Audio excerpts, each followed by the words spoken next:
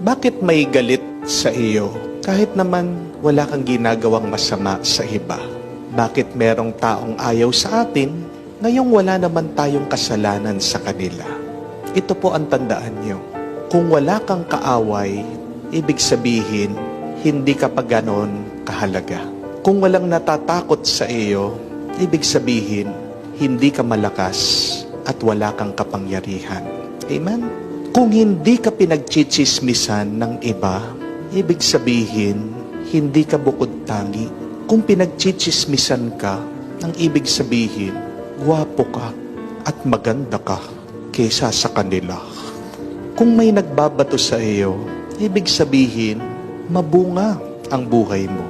Kung may nagsasamantala sa iyo, ibig sabihin, may kayamanan ka. Kung may nagbababa sa iyo, ibig sabihin, umaangat ka sa buhay. Kung may nagsasantabi sa iyo, ibig sabihin, natatakot sila sa iyo.